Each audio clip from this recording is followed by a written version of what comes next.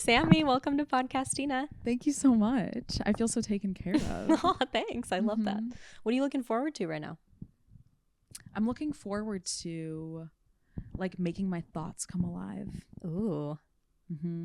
You're in a creative space right now? Exactly. That's a literally another way to say what I just said. I like the way you said it. I like the way you said it. Cool. Okay. I am in like a very creative space, and it's creative and confident. Ooh.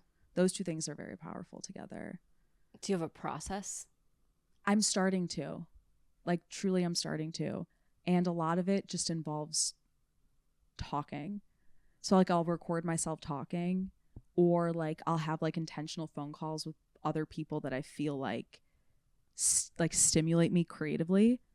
And then as I'm talking, I'm taking notes on like what I'm thinking about, you know? And those are usually like my collaborative creative friends who are also getting something out of that conversation too, you know? And then I'll just journal about it and just start talking to the camera about it. Nice. That's my process. Tell me if this happens to you, because this happens to me, because I'll have times where I schedule, sit down and try to write jokes. And then I hit a limit, maybe at either the 45-minute mark or the hour mark if I'm lucky, where it doesn't matter how much longer I sit there and stare at the page. I'm like, nothing funny is coming out. I have spent whatever funny energy was there in reserve, and now it's gone. Have you experienced that? Yeah, and I think, I don't know, I feel like there's not like a wrong, I feel like subconsciously I have this like pressure to say the wrong or right, or the right thing versus the wrong thing, but everyone's like creative experience is so different, where I started to know that that process wasn't working for me. So if I have the expectation that if I sit and something will come, like that's not how it works for me. Like I almost have to not be thinking about it and focus more on just like kind of being myself and being observant the way that I am. And then once I feel like, oh, that's an interesting observation or a thought that I'm having that I want to make a joke, that feels like it's more accessible to me than like trying to be like, it's like I'm constipated with thought when I do that and like nothing's coming out. You gotta like lube up yourself, you know? I used to have such an exact routine in LA where I would go to a Barnes and Noble and like the Take a smell, big shit. Huge shit. Yeah, always. Everybody talks about TJ Maxx makes them shit, and I'm like, no, never TJ Maxx, always Barnes and Noble. Do you think it's because you're getting like the Starbucks coffee, and you're drinking that coffee, and that's what's making you runny? Yes, but also when I just get Starbucks at like a standalone Starbucks, that doesn't happen. It's entirely the Starbucks Barnes and Noble blend that is like a laxative for me. Interesting. I feel like that must be like the result of what happens when you combine caffeine and like the smell of books together. Yeah. That just makes diarrhea. It really does. But I would go in, I would, you know, take my poop. Diarrhea. I would sit down. There was this Barnes and Noble at the Grove in LA, which is very much just like an outdoor shopping mall. And so there was this big window. I would grab a seat at the window and I would people watch. And then I had like some pretty specific playlists of like instrumental music. And it's like I kind of needed to get all my senses like clicked in for my brain to go, oh, it's time to be in creative writing mode, because it's like I have the smell, I have the taste, I have the sound, like everything was so dialed in. It's a sensory experience for you. It is, and I'm still trying to figure out how to get that dialed in here. I haven't quite like landed on a duplicate of that here yet. Is it, do you think that it exists like in public? Or like, is it more of like a private, like, could you access that same thing like writing at home? Like, can you be creative at home? I can. Sometimes I'll sit here. I've mostly written at home since moving here, but I think something about going out to like a coffee shop, I'm more embarrassed if I'm in public and I'm just aimlessly scrolling my phone. I feel like I'll be more productive because I've made the effort to go out to a place and sit there and be in public. And so I'm not going to just be so tempted to scroll or be distracted the same way I am at home. It is a very vulnerable feeling when you notice somebody is watching you scroll. Yes. It is. It's a very intimate moment because like you're in a relationship right now with whatever's on your screen, and it's like you and the screen. And then when somebody when you become aware that somebody is observing you, sort of like lock in and tune out at the same time. It's like when someone watches you yawn. It's like, you shouldn't have seen that. It's also kind of similar to like, if I know I have like a busy day and like I want to make it to the gym, I'll like put some article of gym clothing on at the start of the day before I leave as like the reminder. Only of, like, one though, not the whole fit. Yeah, only like just socks. Just socks. Yeah, just socks. And I'm like, I must go to the gym now. Interesting. Okay. There's something, now that we're talking about it, I also kind of will feel embarrassed, even just in the grocery line. I don't want to scroll. It's like I give myself the ick if I'm in public and I'm standing there like neck down like a candy cane just looking at my phone. There's something weird about it. Yeah. Even though everyone's doing it. But that just because it's like common doesn't make it normal. Yeah. You know, I just don't, I want to be the exception. I want to be the one that's like looking around and taking in my surroundings and seeing if something is like inspirational about what's going on. I don't want to miss something. You want to be present. I do. And I'm not most of the time because I am addicted to my phone. But when I see other people in their addictions, it kind of snaps me out of mine.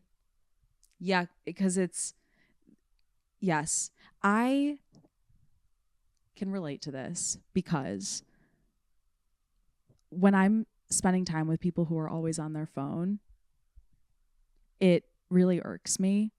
And then I start to notice it irks me because I have been that person too.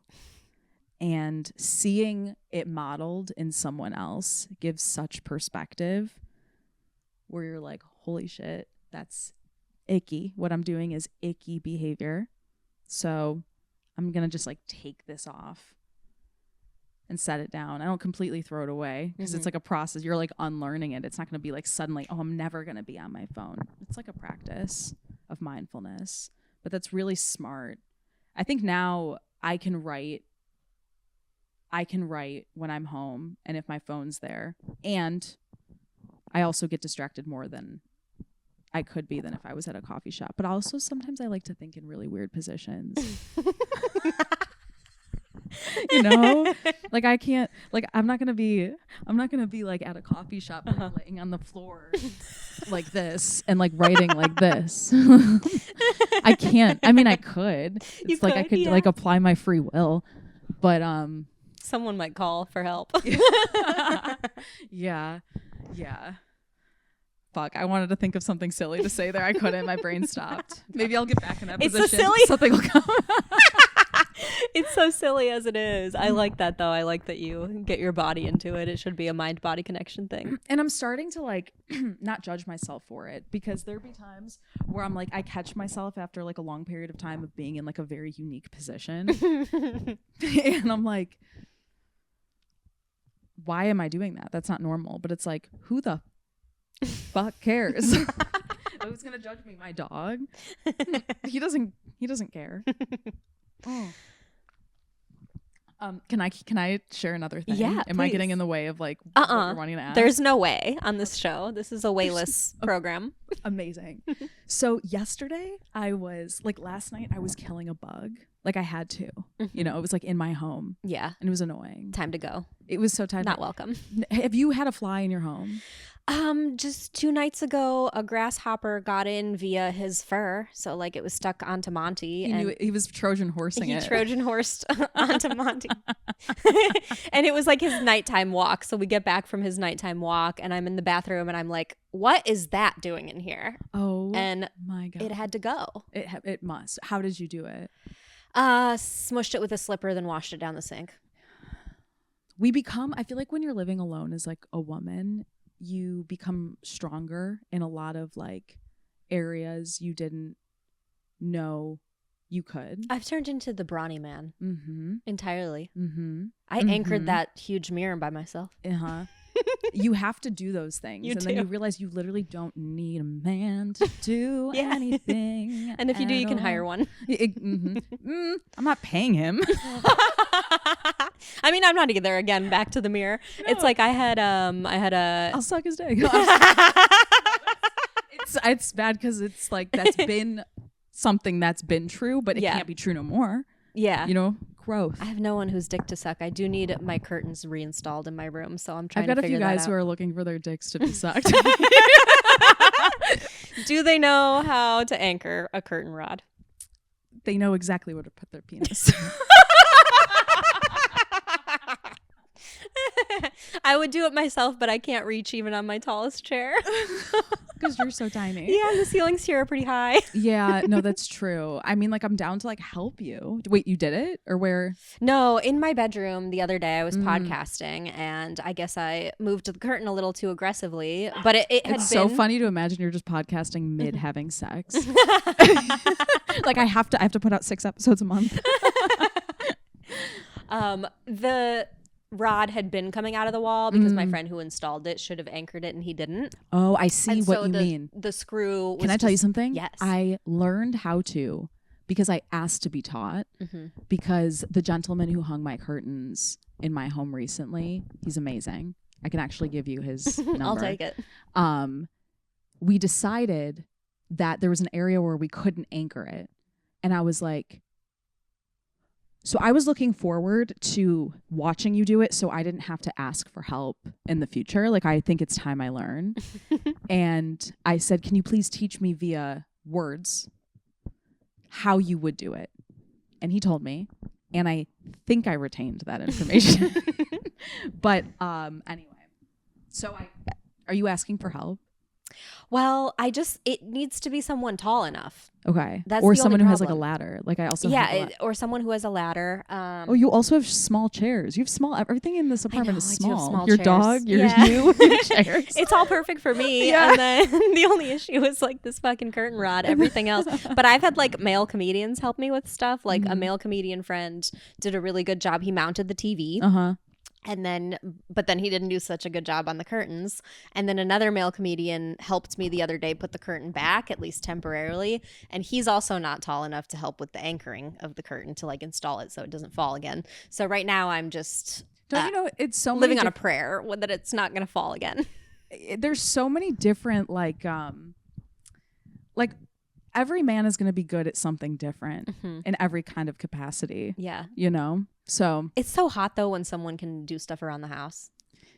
It is, but not in a way for me that like turns me on. It's just like it gives me relief. Yeah. Which I guess like tomato, but like, you know what I mean?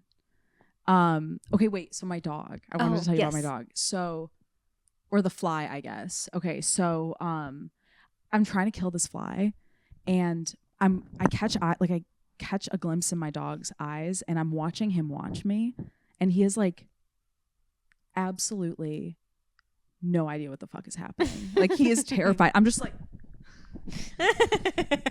and he just has no idea. And then I realized, I'm like, you don't know anything about me at all. Like you're familiar with me, but you don't like know my name. And like I've lived with you for 6 years. That's a crazy thing to think about. I've never thought that like Monty doesn't know my name. Yeah. He doesn't. Have you ever sat him down and like tried to tell him things he might not know about you? No, but I guess I need to. This is how it went down. I was like, hi, like I'm Sami. Like it's spelled Sami. And I'm from Chicago. Yeah, he doesn't know either because he's a California boy, and I got him when I was already living out there. He's been to Cleveland with me a few times and met my family there, so maybe he understands that because he like knows when we get to Cleveland. He's like very comfortable at my mom's house. Okay. They like sense, they know things, I think, based on like smell. Exactly. Okay, so this is transparently the joke that I thought of from this experience, because I'm like, you don't know my birthday, like it's July 6th, you know, my parents are divorced, like I'm on my period. He knows you're on your period. Yeah, and I'm like, wait, so hold up a second, like you know my body, but you like don't know anything about my childhood. You don't know my birthday. Like you are just a dude I live with. You know, you're just some dude. That's all you are. And I'll never have to meet your mother though, you know? That's true. Someone asked me the other day if I ever try to think about like what his voice sounds like. And I don't, because I think it would like taint my relationship with him. Oh, you don't want like the ick from your dog? I wouldn't get the ick from him, but I just don't need to ever know what his voice sounds like. I can't place. It would just be too telling of something if there was a specific. You're afraid you're afraid your son might be gay. I don't know. Oh, he's gay. He's a Pomeranian. Look at him. Woof woof. There are no straight Pomeranians. Oh my god. Only circles. Oh. Oh god. You literally fit in the palm of my hand. And he's like big for a Pom too. He is big for a Pomeranian. But is it just because he has a lot of hair? No, or it's like his actual boy. body? Oh my god. Hi, you're huge. We love you. This is not good podcast fodder. Let's get on. Are you a woo-woo girl? Woo-woo me? I think people think that of me. I think that's how I'm perceived. But I think in actual like I hold space for all of that to be true. Literally my answer is oh yeah, that's the most woo. Okay. You rest your own case, I guess. I think you get it just from that. That's so funny. I don't know. Let me ask my crystals. I did get this at like a little market yesterday. It's very cute. Yeah, thank you. And I will have you know, there were crystals at the table that I did not purchase. I did hold, and I did direct towards the sunlight. No, there was a time though when I was like I was like interested in like crystals because I saw this like guy that like I kind of liked who like would post about them, and I'm like, oh, interesting. It is interesting. A crystal man. A crystal man. Yeah, I've never thought about that. I was led this way first by a crystal man. I think guys that sells me cocaine. He's like, I meant crystal meth. Oh yeah. You misheard me? Yeah, that's so funny. Spiritual guys who are too spiritual are a huge fucking red flag to me. Tell me more. I think they're the most manipulative, performative. They like, use their douches. Non-existent power for evil. Yeah, they do. I had a friend that was dating a guy. I never even met him, but he was pretending that his name was Light. And I was like, this is the worst human being I've ever come across. Your name's not Light. His name was like Alex. And it's just always, I think, especially having spent so much time in California. Oh, that's where it is. Yeah, the archetype of the Burning Man, and he wears all this jewelry, and he wears that big douchey hat, and and he acts like he's all spiritual. That to me is like a sign of a personality disorder unearthed. And they would just call it their personality grounded. I know. And I'm a pretty like spiritual woo-woo girly. I have my limits with certain things. Like I haven't gone down the tarot card rabbit hole. Okay. I'm not quite into the objects of it all. What else is there then if there's no objects? Well, I like manifest. I'll make a vision board. I listen to like manifesting content almost every day. I start with like a video with Abraham Hicks or like Neville Goddard. I thought you were going to say Abraham Lincoln. Oh. That's for nighttime. That's my favorite president to masturbate to. Oh. Just him and that Lincoln. Just him. Yeah, just Abraham night and evening, but different Abrahams. God, that's so anyway, so I'll like lots of meditating, lots of like burning sage. I used to hate Palo Santo, but now I'm very into that. The candle I got at this market is Palo Santo and literally no idea, but it's really unique. Ooh. And I got it and I lit it, and it comes inside of this like coffee mug that was like individually, like personally potteryized. And it has a really cool handle, and all of the mugs have little aliens on them that they like paint. And then when you take one home, you get a little birth certificate. Oh. Yeah, so I know like my alien's name, and like when I'm done with the candle, I can use the coffee cup. Nice. And it was honestly, it was difficult to spend $66 on that, but I did. I've spent $60 on a candle before. You're in understanding company. Yeah, and then you burn it. Yeah. You know, but it's the experience that you're paying for, and not the item itself. It's true. Yeah, absolutely. And a lot of higher end candles, they have a longer burn time when they're more expensive, so you are getting more hours out of it. Oh, interesting. I was very into candle talk for a while. You are woo woo. I am woo woo. But I would rather have a man who thinks I'm insane for being this woo woo and is just like worried about his fantasy football team. I'd rather have that than a guy who's woo woo. To me, a guy who's woo woo is like such an ick. Well, you need your yin and yang. Yeah. You know, I think both types of men you just described are icky to me. Both of them. I love a bro, unfortunately.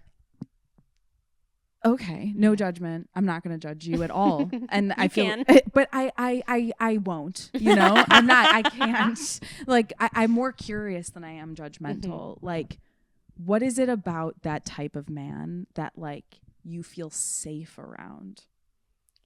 Very good question. It's because to me, if someone is like preppy, I guess you would say, okay, that conveys that you're not going to embarrass me, because I'm so afraid of being embarrassed by a male partner. And he's already embarrassing himself. But I just would rather a guy look so fucking basic so that he doesn't embarrass me with like weird outfit choices. I hear everything you're saying. That like makes sense. That makes sense. I've never really like thought about it. I'm very sensitive to men's fashion choices, like too much jewelry or like funky shirts, weird pants. I had a friend who was engaged to a guy who wore like the craziest outfits of all time, and they were engaged and he ghosted her. So I'm like, oh, see, piece of shit. So your experience is valid.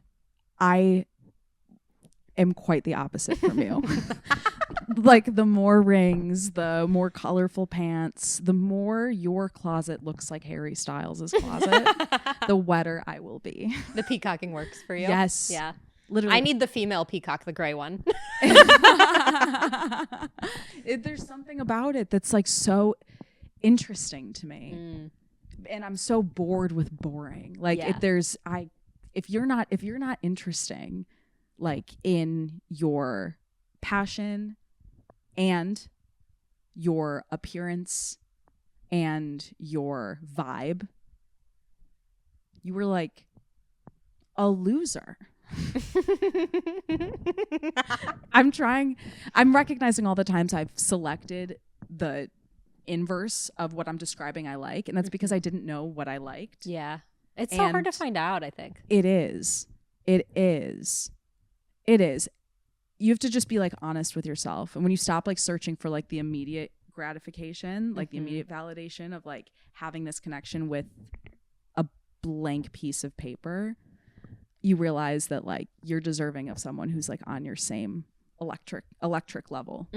That's so true. And I feel like guys that would wear what I'm wearing right now are on my electric level. Yeah. I guess I dress pretty basic. Well, sometimes I like to get really, I like to wear something with some structure. When I'm getting really dressed up, I'll get pretty fancy. Love just stepping into cardboard boxes. I actually had a cardboard box Halloween costume like 2 years in a row. Are you serious? I made a fucking Cybertruck. And so I was walking around with this like cardboard Cybertruck and just bumping into everybody. You're so cool.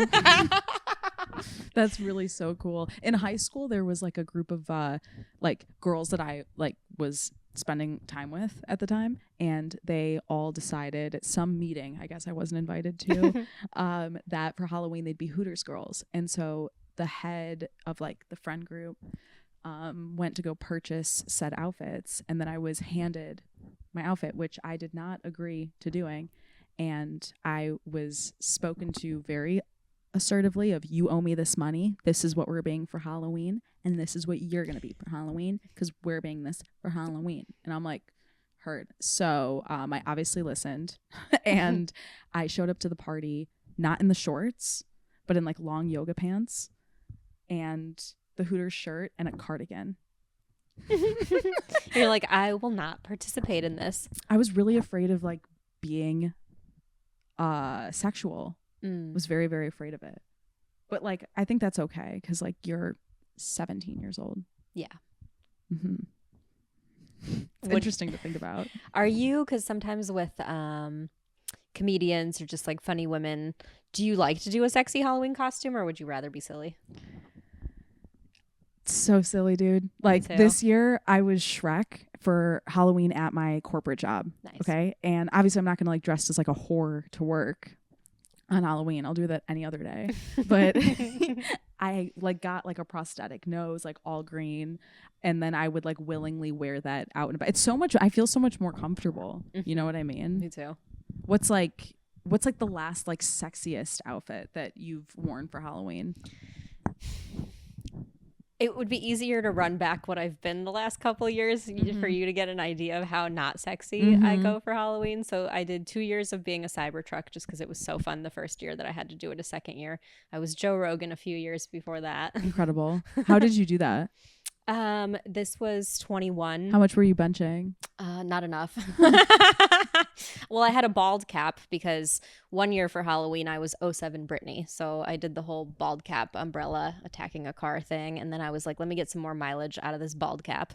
So I wore that again and I ordered a shirt that said like elk meat, ivermectin, UFC, something. His typical grocery list. Yeah. So I did that. I've been like male Game of Thrones characters for Halloween. Like I always try to go silly. I was an inflatable sloth a few years back.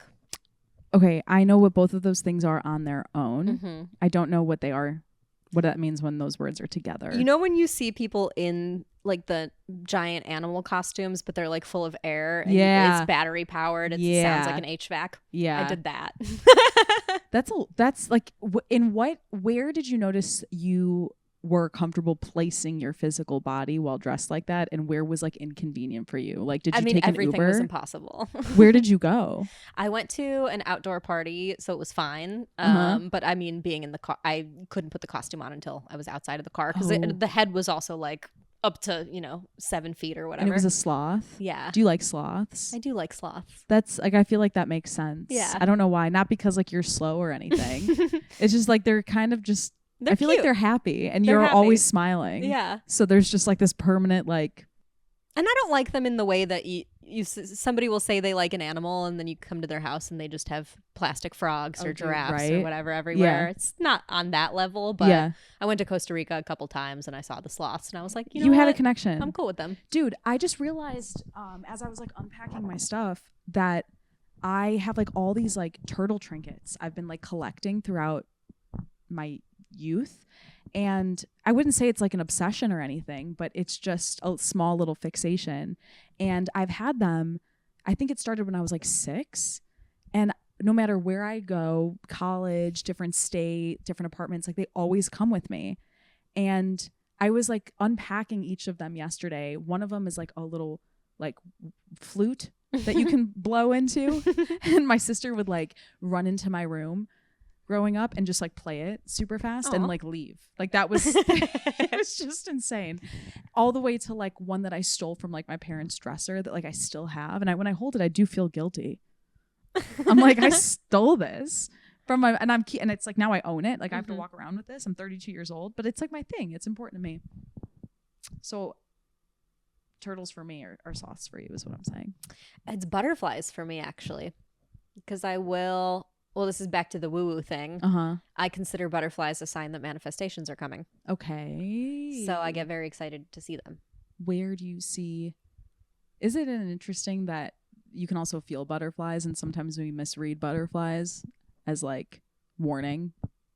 Oh, I've never looked at them as warning. I always look at them as a good thing. Interesting. Yeah, they're kind of just the thing that I resonate with. Sometimes I confuse like that positive feeling in my body with like alarm bells of like, this is not a this is not the aligned choice. Oh yeah. But I feel like some sort of like excitement, and I just don't Butterflies know how to in the funnel it. stomach, yes, that can be deceitful, but I mean like butterflies in the wild. Oh right. So don't trust your body, but like trust nature. Yeah. Butterflies in the stomach are absolutely anxiety. It sucks. I totally know that I'm like an anxious person with attachment style, and it's so not fun when it starts like bubbling up and being like, there it is. What do I do about it? But that's the most important part is when you notice it. Yes. Because you can't do anything about it until you have to have like time and time again repeating, oh, there it is. I can actually see it. Yeah. It's like the illusion of, it's like cloak is gone and you can see, you can't like actually grab it the first time you start to see it, or even the second time, maybe the 10th time. Like, but there's a lot of power in just being able to like notice it, I think. If you could manifest anything right now, what would it be? A calm, confident, like attitude. I like that. Because I think that's kind of the first thing for anything to happen. It's just like a calm, like sense of like security, and confidence. Not in like a braggadocious type of way, but a very like a sense of like security. And I think you can really do anything. Sometimes I lose that and it makes me sad, because I'm like, that's the one thing that you can't rely on anybody else to give that to you. So if you don't have that, know that you can, but like it starts with the woman in the mirror. You know what I mean? I'm starting with the man. Did you see the Michael movie? I didn't. Did you? Should I? People are saying really good things. I'm so not a movie person. I've always been terrified of theaters because I think there's an irrational amount of semen on the seat. Oh. I can't shake it. And what is a rational amount of semen on the seat? Enough to be like scared, you know. But then like you start to realize there's cum everywhere. Yeah. So you can't really pick and choose. Half the population is just walking around loaded. Locked and loaded. This is Texas. Ready to shoot. Yeah. Yeah. But I will tell you that movie was literally so good. And I think what's interesting about it is everybody has their own relationship with Michael Jackson's music. And then also everybody has like opinions of how of whatever, you know, that era of him. So it's like, it feels kind of uncomfortable to talk about because people will kind of make you feel bad for being like, I really like that movie. And there's also a huge corner of the internet that's also equally obsessed. I threaded the other day, I'm sorry, I can't come to work because I have to think about Michael Jackson. I don't really thread. I just started to. It had like 10,000 likes. I was like, oh shit, you all relate. That's incredible. I don't know if I believe him to be a pedophile anymore. Okay. I think I did for a while. And then I think now I view him more through the lens of like, this was a broken adult who was never allowed to be a child. And he probably just wanted to hang out with children because those are the only people he could relate to. Right? Yeah. And I watched last night this like interview. I guess, I mean, it wasn't an interview. It was like a interrogation or whatever. Maybe it wasn't even called that, but it was like a prosecutor was asking him questions. Are those the right terms? Yeah. And the whole time he's just kind of like, he's like kind of laughing because you can see he's like uncomfortable, but not from a place of like, I did this. It's like, this is what I'm spending my time being accused of, because he started like, I don't know. I also like saw this other thing that explained like he signed, started making a lot of money through like his record sales, etc. And then started to like, I guess, own part of like a music catalog and essentially became too powerful. So when the media sees something become too powerful, it's like, how can we pull this? That's a good theory. You know, I'm not doing the best at like explaining it, but I think you understand the vibe. But this man, it was definitely someone that didn't have a childhood, you know, and it's really sad. And like his nephew, incredible. His nephew plays him in the movie, if you didn't know that. Yeah. Yeah. And he had to like earn that spot from what I've like read and like learned about it. It wasn't like, oh, you're just like part of the Jackson family, you get this part, you know. Yeah. And he is so incredible. So 10 out of 10. Previous guest of the show, Trey Stewart, made a really good point. He said, how is Michael Jackson allegedly the most prolific pedophile of all time not in the Epstein files? Yeah. And I was like, oh. Yeah. Why isn't that talked about more? Yeah. Literally, yeah. That's such a great way to put everything. And it's so weird how many people. David Blaine is in them. Did you know this? Yes, I did know that. Why? Do we know why? No, we don't know why. I don't think we kids know. Disappear. Yeah. It's a theory. Is that your theory? Yeah, that's. I didn't say it was a good one. No, that's a great theory. That's a great joke. I like that a lot. Yeah, that's interesting. I mean, there's also a theory that like Michael was saving the kids. I don't think he had anything to do with Epstein's kids. I don't think so either. Like he just was hanging out with like his friends. Those were his friends. These are my people. Yeah. Yeah. We're just gonna go down the slide. I got a ball pit in my living room. You also sound like Herbert from Family Guy. I know, I'm like, why am I doing this voice? It's all this, it's one and the same. It's very, but okay, Herbert was a pervert though. And we're not Herbert saying. the pervert. Yeah. Michael wasn't. Yeah. He was just like an incredible music maker. Such a talented guy. Oh my God, I could cry. I've never missed someone so much who's like dead. I followed him on Instagram when I left. And I was like, wait, why am I like, it's like, do I have like a crush? Like, is someone posting? Yeah. I mean, it's like his team, you know, but it's like nothing that I like need to see. He died before Instagram, did he not? Yeah. 2009. Yeah, I was going to say, he died when I was in college. We definitely didn't have Instagram. We had Instagram like my end of senior year of high school. Oh my God, to go through high school on Instagram. Thank God. Thank God I didn't get it until, I remember getting it in like 2012. Exactly. Same. That was like the end of high school. Dude, I remember having a BlackBerry in high school, but then I got an iPhone. But before that, I was like literally the champion of T9 texting. Self-proclaimed title, but like I am even impressed myself with my skills.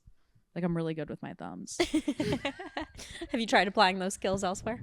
You know, like kind of bragging to my dog that I have them and he doesn't.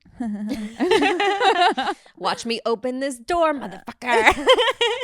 Watch me send this text, motherfucker. Watch me open this door and watch me walk out of it and leave in 2 hours. I need to see it. I'm not I guess I haven't gone to the theater by myself. There's some stuff I'm comfortable doing alone. Mm-hmm. Maybe that's not one of the things. Interesting. Yeah. I didn't see this movie alone. I had many an opportunity to. And I've seen, like, I saw the Barbie movie alone because I wanted to just cry one night. So I went on my own. I got myself a little marguerite. Cute. And just cried. And I liked the experience of seeing this movie with someone. I think because, like, for me, I knew it was going to, like, make me feel really, like, heavy emotion. Because, like, his music reminds me a lot of, like, my childhood and, like, being with my family and, like, dances from, like, dance class and, like, that I felt like it was going to feel really nostalgic even though I didn't really know too much about his story. I knew, like, the general making of it, but I liked that I had, like, a buddy with me to, like, recap immediately and kind of, like, hold space for each other about, like, how that made us feel. Because if I was alone, I'd be like, I need to, like, talk to someone about this immediately. I wish I saw it with my sister. Yeah, but she saw it before me. So. I know, my family raised me on that too. When I was a kid, there's like home videos of me dancing to his music. So cool. Do you have like a song that you enjoy a lot? None of that. I just haven't listened in so long. Yeah, but I don't remember not liking anything. I had a fun idea for a sketch the other day with my friend Kevin, and we had seen the movie and then we went to go do karaoke.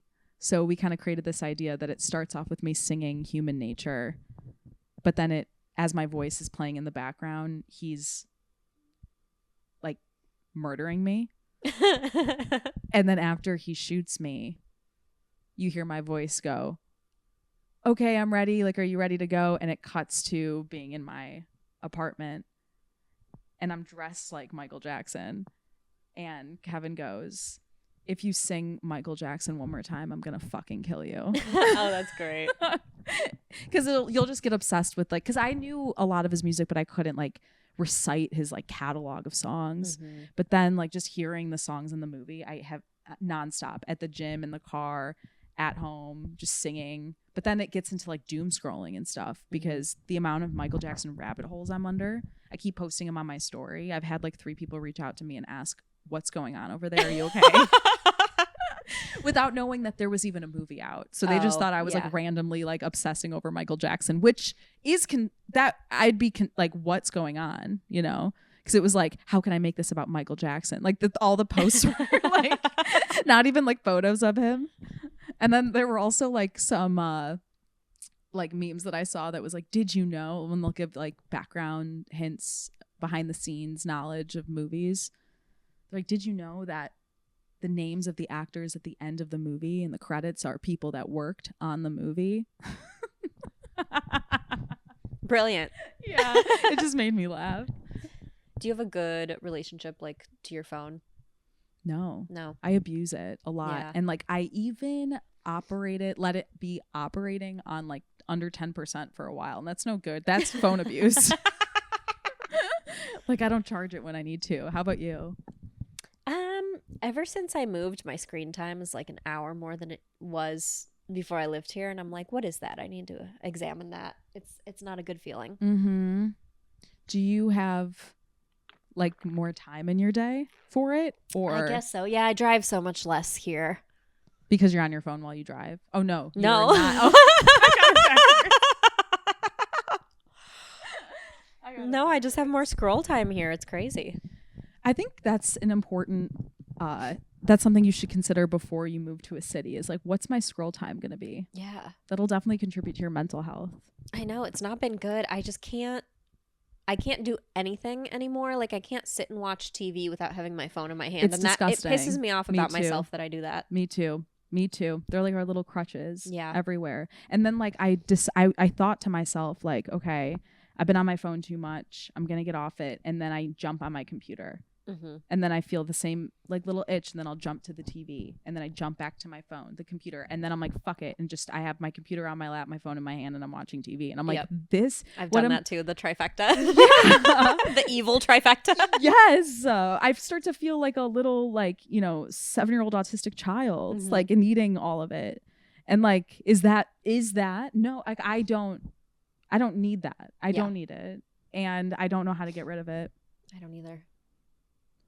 Can we like think of like an actionable thing we can do, because I'm really actively trying. I miss reading books.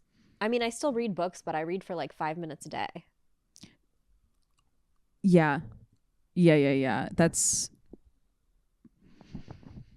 kind of a goal I think I'm trying to get to. Like I have books around as little reminders, but right now I just see them as like wall art. What I would like to start doing is, because I do watch so much TV too at night, it's like just how I veg out. I need to start stretching on the floor while I'm watching TV, so I can at least be doing something good for my body. A little bit very light yoga, maybe some foam rolling. It's so important that that's the time when you do that. Yeah. I look forward to every night knowing that I can come home and stretch and put my body in a position the way that feels comfortable for me, because I can't feel comfortable like that when I'm out and about. Right. I want to be able to like like this is what I'd be doing if I was home right now. Is it okay if I like chill like this for a second? I mean, yeah, you're technically still in the frame. Oh my god, the colors look so cool. Thanks. Sorry, audio people. You'll have to check that out on YouTube. Yeah, that's a little tease. Do you feel teased? You should. I got something in the mail that I have to pick up that I do not want to forget. Which also, I need the link for the mirror. That's right.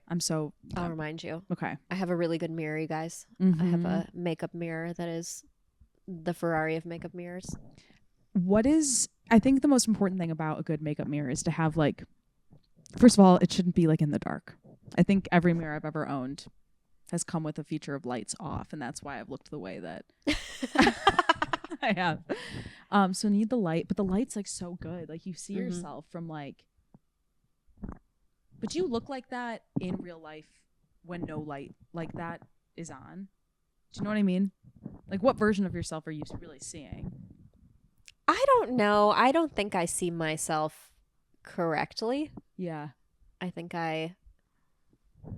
that I look older than I look. I get really insecure about it. You think you look older than you look? Yes.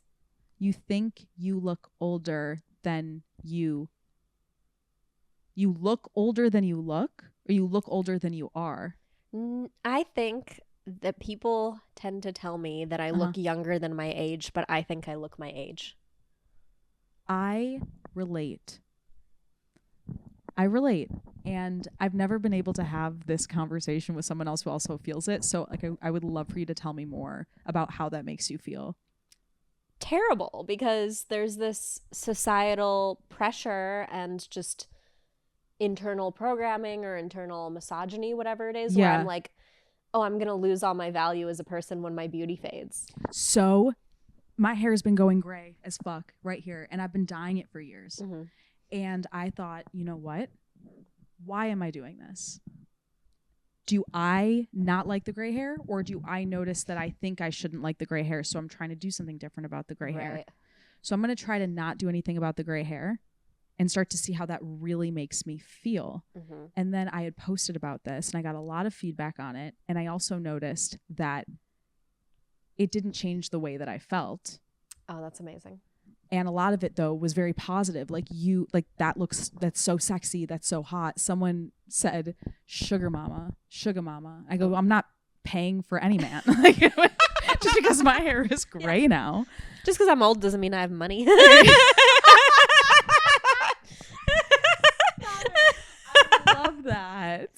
I love that. Can I write down that thought? Yeah. That's so silly. That's really silly. I like that a lot. Thanks. Do you date younger? I feel like I just asked a pressing question.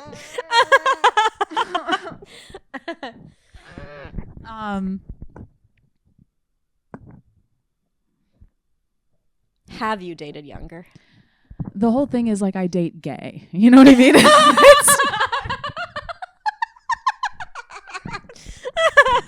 It's not like an age thing. Like I tend to have dated and / been interested in men who are like fully closeted, and then people are like, yo, like, well, after you told me how they dress, no shit. Yeah. Yeah, dude. And then people are like, yo, Sammy, like, did you turn them gay? And it's like, I just opened the closet door. They just walked out. Literally. That's where I found them. Literally. Exactly. I say that you can't turn a man gay. Like I found him this way. Yeah. You know? It's crazy. But what was I lost the thought. Do you date younger? Like I have, and I noticed like fairly recently, like there's been experiences where I've been around like people who are younger than me, who I notice I'm like interested in. Like I notice I am taking an interest, and then I'm noticing that I'm taking an interest. And I'm like, okay, if we were to like try to pursue this, how is this going to turn out for you? Right? So like, what is like the value of this experience? Are you going to run into the same set of issues you always do? Like, is this person like emotionally developed? The answer is like, no, like you're not. And like, no disrespect, it's just factual. And I can't allow myself to think that a man can be wise for his age, because he can't. He's his age. You know what I mean? If not worse. I think women are a little bit different, just a smidgen. But ultimately, like if you are still on your parents' health insurance, like you do not know how to think for yourself. Yeah. No judgment, just fact. What are your red flags? What are my red flags? Okay. This applies in people, like in general.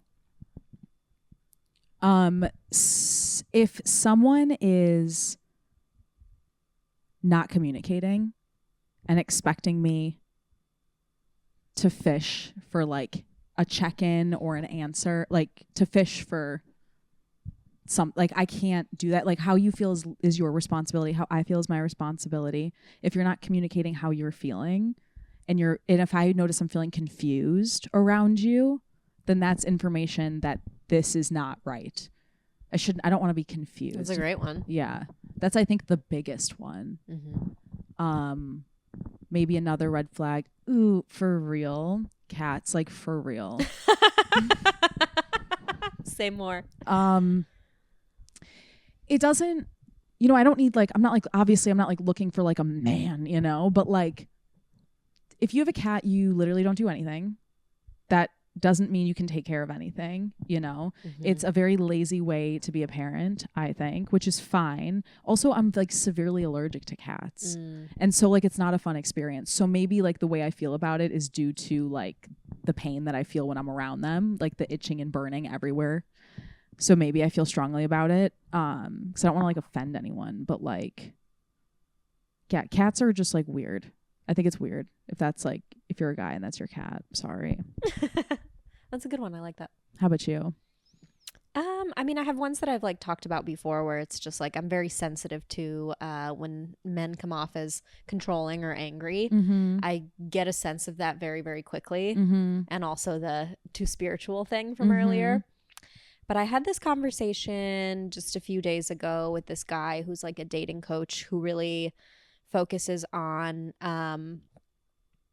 nurturing men's masculine energy, not in like that's not your responsibility, not in the bravado way, and it's not the woman's responsibility at all. But the thing that I really liked that he was talking about was how he was saying when a man is in his divine masculine energy, mm-hmm. it's when he's consistent. He's consistent about you. He's consistent about work. He's consistent about family. Like a man's strongest, highest vibe is when he can be consistent. So like that the bar, that's low.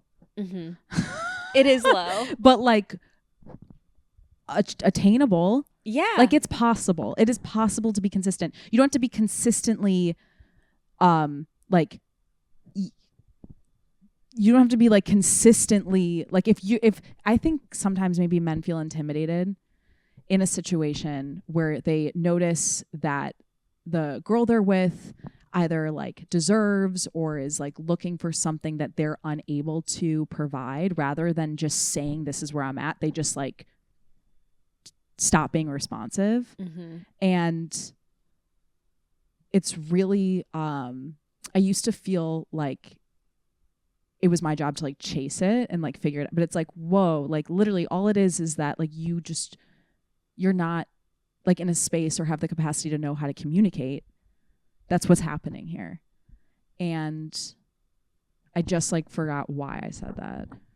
Fuck.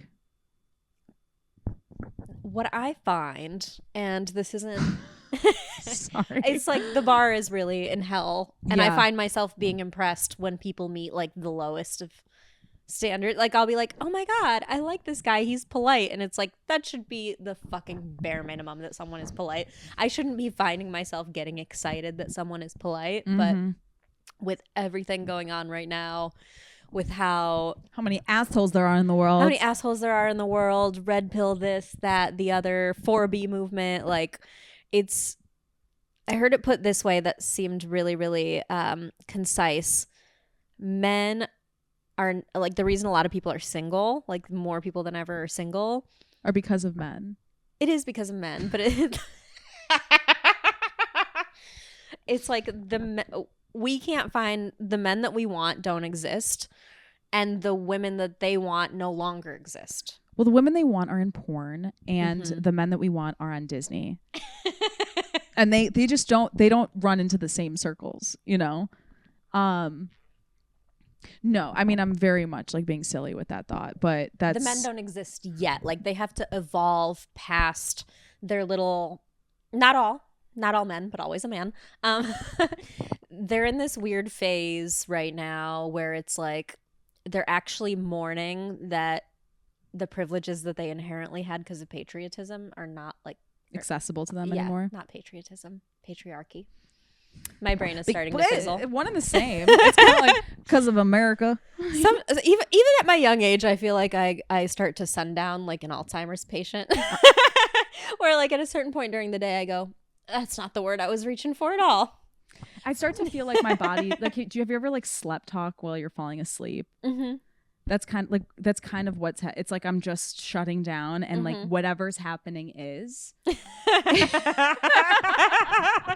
it's like, I'm sorry guys, I mean to say something so smart and I'm squeezing juice and there's not much left. But the point is that the men who didn't want to recognize that they had all these patriarchal advantages that they've now lost because women can work and have credit cards and are kicking their ass professionally and buying houses and all this stuff.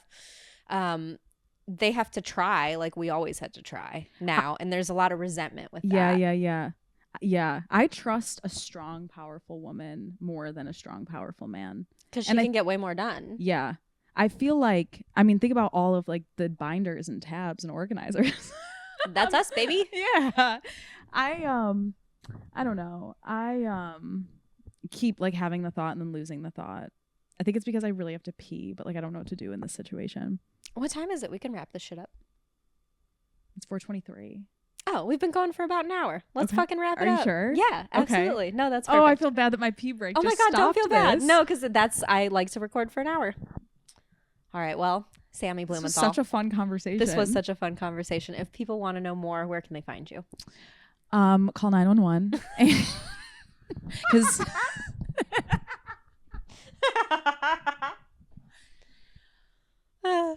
okay, I don't where can you find me? I mean, I'm not going to give you my address. That's insane. But you can find me on the internet on Instagram and other places maybe. I'm sure you can find my LinkedIn if you tried. It's I am Sami B. I am SAMIBEE like Bumble. And like just like join the party. Slide in the DMs or nope. Don't do that. I should never encourage anyone to slide into women's DMs. Well, you can if it's also tied to a really generous note about like how much inspiration you've drawn from me or how I've inspired you to just kind of be your authentic self, followed by a link to that I can click that gives me money from you. Love it. That's it. Thank you so much for talking to me today. Thank you so much for having me. Of course. And thank you everybody for listening. Bye. If you know somebody that would enjoy this episode, feel free to share it with them. And thank you for listening to Galina Ravina Podcastina, the show where I try to be the person my dog thinks I am. Don't forget to hit that subscribe button so you never miss an episode. See you on the next one.